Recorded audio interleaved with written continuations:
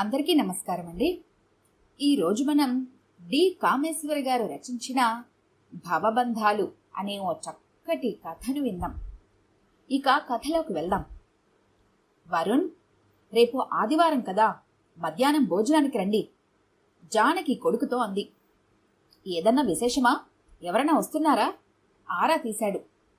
కొడుకుని అమ్మ పిలవటం, కొడుకు అమ్మని చూడటానికి రావటం విశేషం ఉండాలా? కొంచెం మాట్లాడాలి, సాయంత్రం వరకు ఉండి వెళ్దురుగాని. వరుణ్ ఒక్క క్షణం ఆగి, తను లేదు, వాళ్ళింటికి వెళ్ళింది అని ఫోన్ కట్ చేశాడు.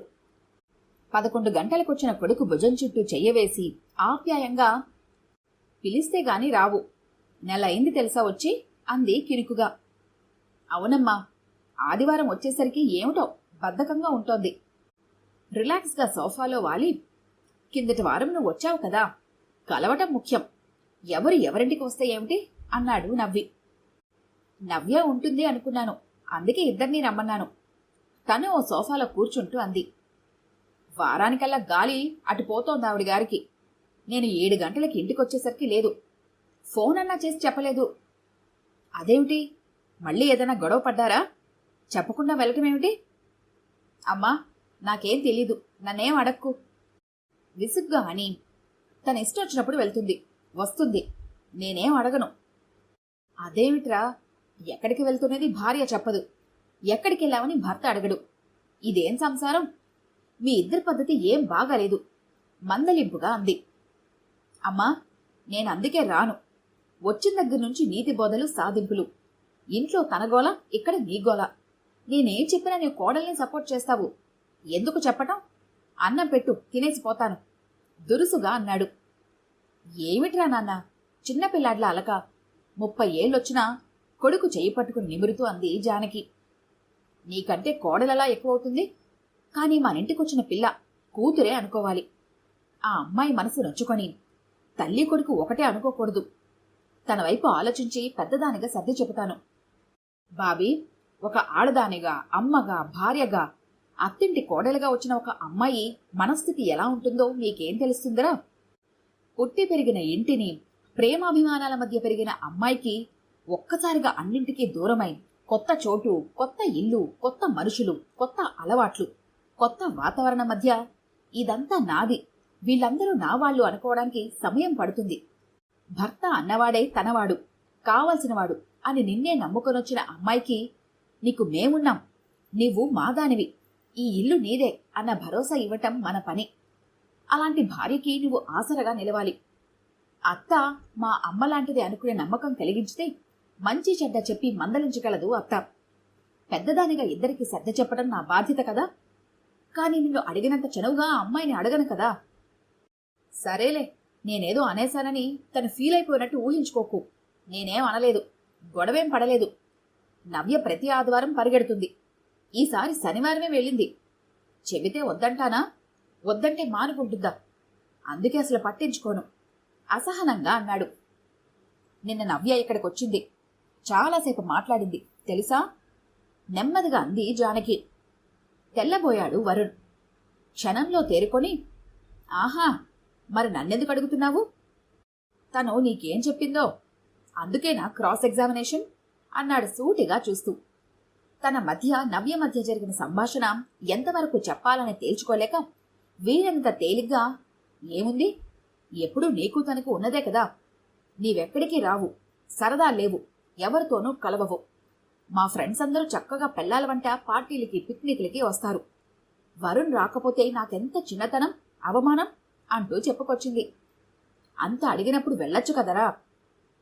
ఏమిటమ్మా ఆవిడ ఫ్రెండ్స్, ఆ పార్టీలు చూస్తే నాకు చికాకు.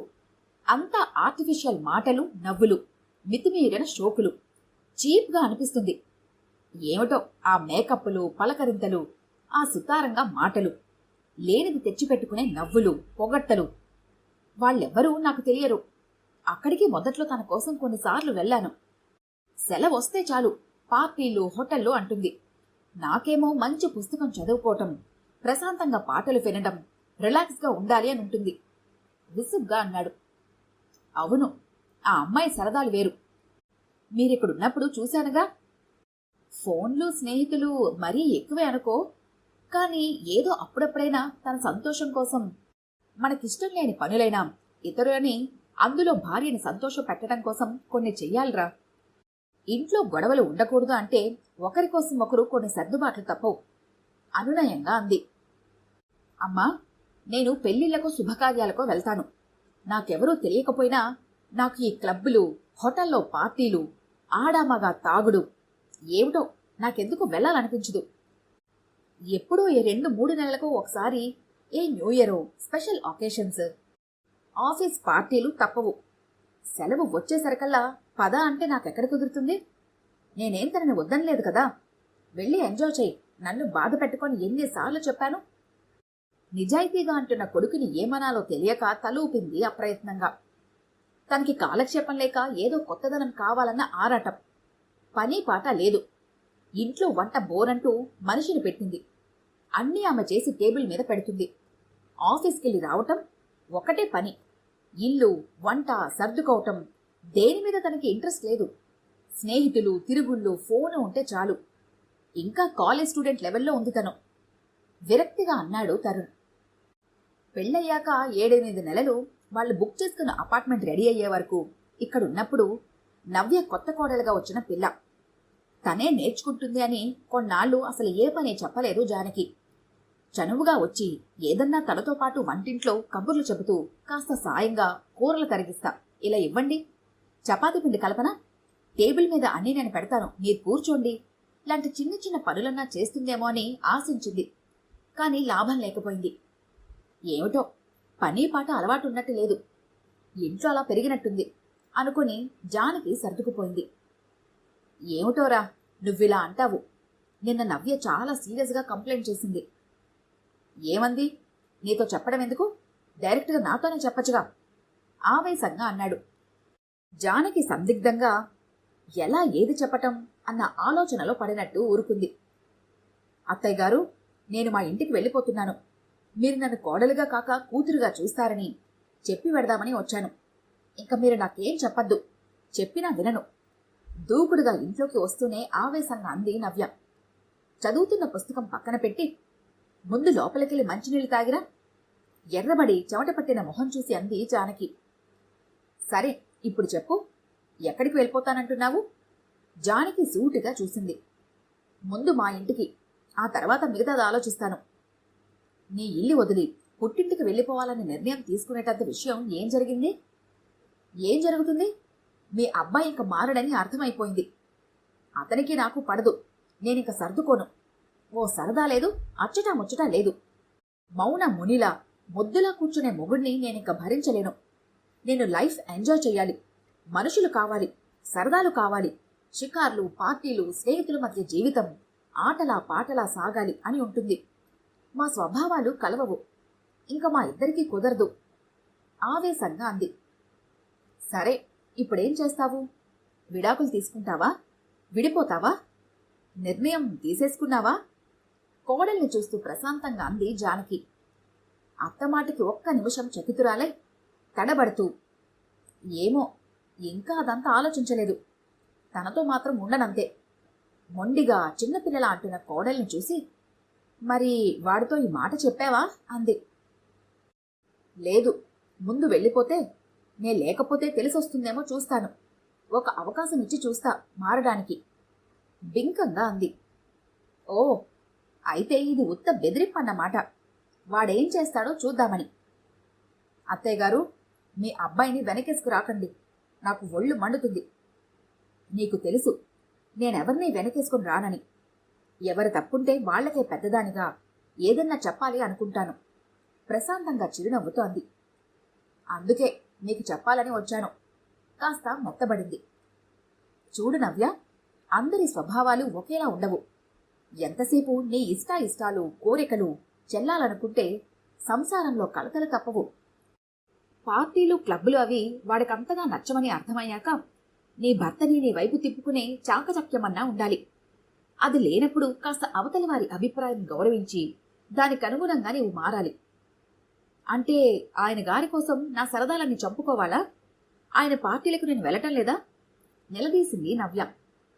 అవును, ఆడవాళ్ళం అందరితో తొందరగా కలిసిపోగలం, గలగల మాట్లాడుకోగలం. మన పరిచయాలు, స్నేహాలు ఎక్కువ. నీలా వాడు ఉండాలంటే ప్రేమతో లొంగ తీసుకోవాలి. మేం చదువుకున్నాం, సంపాదిస్తున్నాం. ఎప్పటికీ వాళ్ల మాట ఎందుకు చెల్లాలి అనుకుంటే కాపురంలో గొడవలు తప్పవు. తగ్గాల్సి వచ్చినప్పుడు తగ్గాలి, వినాల్సి వచ్చినప్పుడు వినాలి, చెప్పాల్సి వచ్చినప్పుడు చెప్పాలి. అంతేగాని భర్తను సాధిస్తే సాధించేదేమీ ఉండదు. అవును, మీ అబ్బాయి కదా, ఇలానే మాట్లాడతారు. ఎన్నాళ్ళైనా ఆడవాళ్ళని సర్దుకుపోమ్మంటారు మీలాంటి చదువుకున్నవారు, కోపంగా అంది. ఏ, అబ్బాయిలు ఎంత మారారు? మా కాలంలో మొగులులా ఉన్నారా మీ మొగుళ్ళు? వాళ్లలో మార్పు ఎంత వచ్చిందో మాకు తెలుసు. సూటుగా చూస్తూ కాస్త గట్టిగానే అడిగింది జానకి. ఇబ్బందిగా చూసి, అంటే మీ అబ్బాయిలో ఏ తప్పు లేదు అంటారు అంతేగా అంది. ఉంటాయి, తప్పులెందుకుండవు? అందరిలోనే ఉంటాయి. పర్ఫెక్ట్ పర్సన్ ఎవరు ఉండరు. ఎటొచ్చి మనం చూసే ధోరణి బట్టి ఉంటాయి. చూడు, ఈ కాలం అమ్మాయిలు మొగుడు అనగానే సర్వగుణ సంపన్నుడు, తమని పువ్వుల్లో పెట్టి పూజించేవాడు, మాట జవదాటినవాడు కావాలి అనుకుంటారు. దానికి వ్యతిరేకంగా ఏదన్నా ఇటు అటు అయితే తమ కలలు కరిగిపోయినట్టు బాధపడిపోతూ మొగుడన్నవాడిని బాధపడతారు. పెళ్లికి ముందు ఏడాది తిరిగారు. స్నేహం, ప్రేమ, పెళ్లి అన్నీ మీరు కోరుకునే చేసుకున్నారు. అప్పుడు మరి చూసుకోలేదా? గొంతు పెంచింది జానకి. అప్పుడు బాగానే తిరిగాడు నా వెనకాతల, హేళనగా అంది నవ్య. అవును, బాయ్ ఫ్రెండ్గా అమ్మాయిల్ని ఇంప్రెస్ చేయాలని అబ్బాయిలు, అబ్బాయిని మెప్పించాలనే అమ్మాయిలు షోకులు చేసుకొని మురిపిస్తూ వెంట తిప్పుకుంటారు. బాయ్ ఫ్రెండ్ మొగుడయ్యాక అలానే ఉండాలని కోరుకుంటే అది మీ అమాయకత్వం. నవ్య, ఇచ్చిపుచ్చుకుంటేనే అభిమానాలు పెరుగుతాయన్నది గుర్తుంచుకో. నా జోక్యం ఉండకూడదని ఇన్నాళ్ళు నేనేమనలేదు. ఇంకా పెళ్లి కాని అమ్మాయిలా సరదాలు తిరగడాలు తగ్గించుకొని ఇల్లు, సంసారం, మొగుడిని కాస్త పట్టించుకుంటే అన్నీ అవే సర్దుకుంటాయి. అత్తగారి మాటల్లో మందలింపు ధోరణికి ఉక్రోషం వచ్చేసి విసిరిసా వెళ్లిపోయింది నవ్య. నేను చెప్పాల్సినవి కాస్త గట్టిగానే చెప్పాను. అంత చెప్పాక కూడా అలా అలిగి వెళ్ళిపోతుంది అనుకోలేదు. సరే, ప్రతి ఆదివారం ఆవిడికి అలవాటే కదా, రేపు ఆఫీస్ ఉంది కదా, వస్తుందిలే సర్ది చెబుతూ అంది జానకి. అమ్మా, ఇంక నువ్వేం ఫోన్లు చేయకు. ఎప్పుడు రావాలంటే అప్పుడు వస్తుంది. రాకపోయినా నేనేం అడగను, చిరాగ్గా అన్నాడు. కొడుకు కోపం అర్థమైంది. వరుణ్, ఒక మాట చెప్పనా? మీ పెళ్ళే 2 ఏళ్ళు నిండిపోయింది. జీవితంలో ప్రతి దశలో మార్పు ఉండాలి. పెళ్ళైన కొత్తలో కొత్త భార్య, ప్రేమ, మోజు, మోహం అనుబంధంలో 1 ఏడాది తొందరగానే గడిచిపోతుంది. తరువాత భార్యాభర్తల అనుబంధం గట్టిపడాలంటే పిల్లలు పుట్టుకొస్తే వారిద్దరి జీవితంలో మార్పు వస్తుంది. పిల్లల పెంపకంలో ముద్దు ముచ్చట్లతో అనుబంధాలు పెనవేసుకుని ఆప్యాయతలు పెరుగుతాయి. పిల్లల కోసం అలవాట్లు, అభిరుచులు మార్చుకుని సర్దుబాటు ధోరణి అలవడుతుంది. ఇప్పుడు బాయ్ ఫ్రెండ్స్, ప్రేమలు, మోజులు, ముచ్చట్లు, ఆకర్షణలు పెళ్లిళ్లకు ముందే జరిగిపోతున్నాయి. ఏ కొత్తదనం, ఏ మార్పు కనబడదు. పెళ్ళంటే ఇంతేనా అనిపించడం. కాపురంలో బాధ్యతలు, ఉద్యోగాలు, సర్దుబాట్లు పైన పడి ఏ థ్రిల్లో కనబడదు. ఉద్యోగాల్లో అలసి సొలసి దాంపత్యంలో శృంగారానికే తావు కనిపించినంతగా అలసిపోతున్నారు. ఒకరి పట్ల ఒకరికి నిరాసక్తత, ఆకర్షణ పోయి అనుబంధం తగ్గి చిరాకులు, కోపాలు, విసుగులు, పంతాలు, కీచులాటలు పెరుగుతున్నాయి. అయితే ఏమిటంటావు? అందరూ ఉద్యోగాలు చేస్తున్నారుగా, కానీ అందరూ ఇలానే ఇల్లు, సంసారం ఏది పట్టించుకోకుండా ఉన్నారా? అమ్మాయి ఒక్కరితి అవటం, ఇంట్లో అతిగారాభం, పనేపాట చెప్పకపోవటం, పెంపకం లోపం అనిపిస్తుంది. పెళ్లి తర్వాత అమ్మాయిలు నేర్చుకుంటారు. కానీ నవ్యకి ఇంకా బాధ్యత రాలేదు. ఏదో తన ఇంటికి తను వెడితే సంసార బాధ్యత వస్తుంది అనుకున్నా. అందుకే నీకు కోపం వచ్చినా, బాధపడ్డా ఇల్లు వదిలి నీ దగ్గరికి రాలేదు. నేనుంటే అస్సలు పట్టించుకోదు, పనీపాట నేర్చుకోదు అని. అవునమ్మా, మొదట కోపం వచ్చినా నీవు ఎందుకు రానన్నావో, ఒక్కర్తివి ఎందుకు ఇక్కడ ఉంటున్నావో తర్వాత అర్థమైంది. అమ్మా, నువ్వు నవ్యకి ఏం ఫోన్ చేయకు, చెప్తున్నాను అంటూ విసురుగా వెళ్ళిపోయాడు.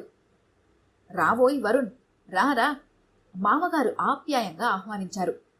అత్తగారు లేచి నిలబడి, రా ఇలా కూర్చో. చాలా సంతోషంగా ఇద్దరూ ఆహ్వానిస్తుంటే కాస్త ఆశ్చర్యపోయాడు వరుణ్.